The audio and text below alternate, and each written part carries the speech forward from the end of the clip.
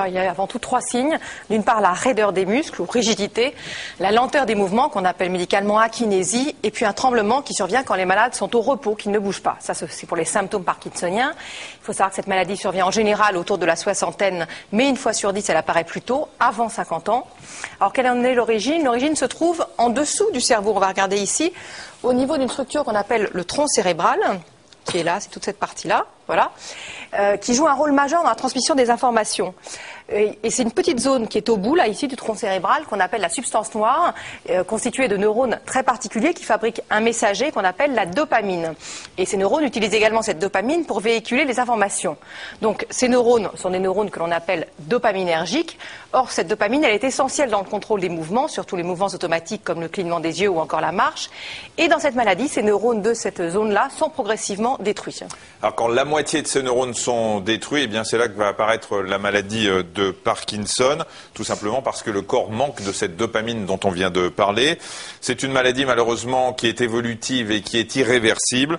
Et quand les patients apprennent qu'ils sont touchés par la maladie de Parkinson, leur vie va bien sûr changer et parfois de façon assez inattendue. Comme l'ont constaté Sonia Daugé et Philippe Mugerin, vous allez entendre parler aussi de L-Dopa. On reviendra sur ce sujet après le reportage.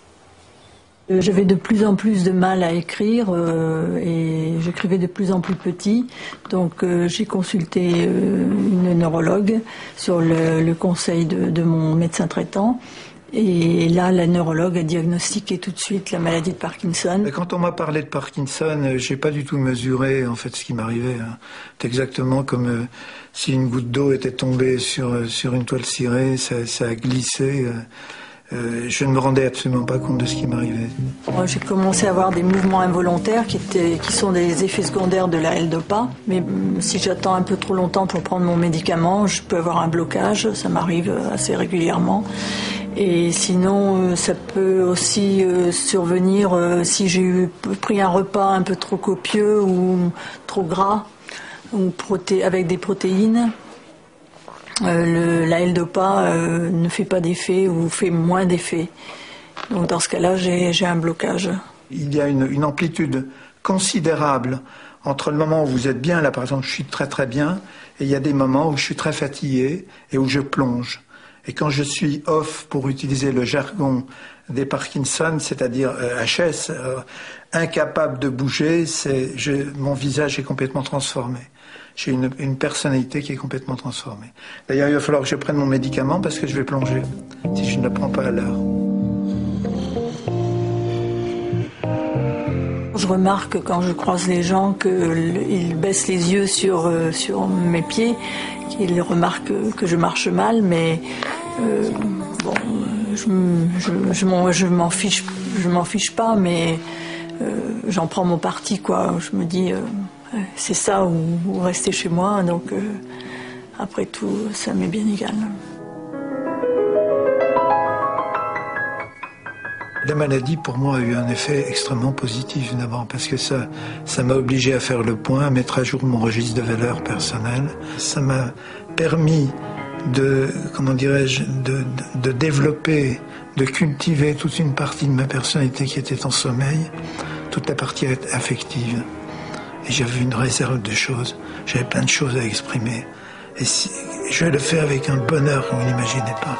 C'est absolument tous les jours qui arrivent et qui me permettent de continuer à faire ça, c'est fabuleux.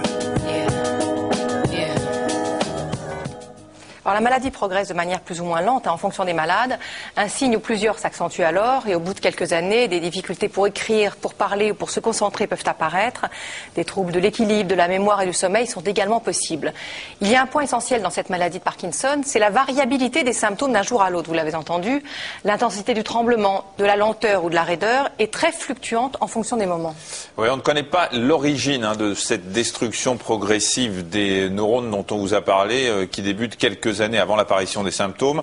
Ce n'est pas une maladie héréditaire, mais il y a quand même des familles où plusieurs personnes sont atteintes. La présence de certains gènes associés à des facteurs de l'environnement pourrait déclencher ces formes.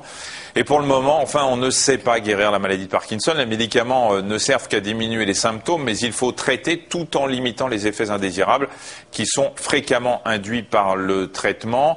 Alors ce traitement est constitué d'une association de plusieurs médicaments, dont la L-Dopa, dont on a entendu parler, et les agonistes dopaminergiques. L'efficacité de ce traitement dure généralement entre 3 et 8 ans. C'est ce qu'on appelle la lune de miel, avant la réapparition des symptômes pendant des périodes qui sont plus ou moins longues. Oui, alors de toute façon, il est indispensable pendant toutes ces années de maintenir son activité physique, de suivre des séances d'orthophonie si la voix et l'écriture sont altérées, et surtout d'entretenir sa mémoire sa motricité grâce à la kiné. C'est un complément thérapeutique très important, voire indispensable. Sonia Daugé et Isabelle Castebois nous expliquent pourquoi. Allez, monsieur, installez-vous. Vous mettez sur le dos, s'il vous plaît. Le kiné ne peut pas intervenir sur l'évolution de la maladie. Il peut à la limite la ralentir, faire que le patient la vive le mieux possible et surtout en s'y prenant le plus tôt possible, empêcher que des patients viennent au cabinet déjà avec des grosses rétractions, des grosses limitations. Exercice d'assouplissement, de coordination des gestes ou de redressement, l'apport de la kinésithérapie pour les parkinsoniens est essentiel pour lutter contre les rigidités et les mauvaises postures. Encore. Allez, on essaye de me les descendre, les côtes. Très bien. On reprend son souffle, ça tire fort les bras. Non. D'accord. Alors la maladie de Parkinson ralentit les gestes et ils perdent aussi l'amplitude, l'ampleur. Et puis il y a une perte de la mémorisation du geste, il ne devient plus automatique, il faut y penser. Donc cet exercice permet de travailler à la fois les deux, la vitesse d'exécution et en même temps une petite mémorisation corporelle des mouvements. Voilà. Donc ça facilite des exercices de la marche et puis le maintien de certains réflexes. Hop, on s'arrête. On recommence. En filigrane, il s'agit avant tout de permettre aux patients de rester autonomes le plus longtemps possible. Il y a beaucoup d'exercices, en tout cas j'essaie d'en trouver le maximum, que le patient peut faire chez lui, parce qu'un travail quotidien paye beaucoup plus que 2 séances par semaine. Et en plus, le patient se sent un petit peu plus concerné. Lorsqu'il fait ses exercices chez lui, ça nous laisse tout le temps ici au cabinet de travailler les exercices où le kiné est indispensable. Ça va? On fait une petite pause? Ça va. Alors on recommence. On tourne la tête et les épaules.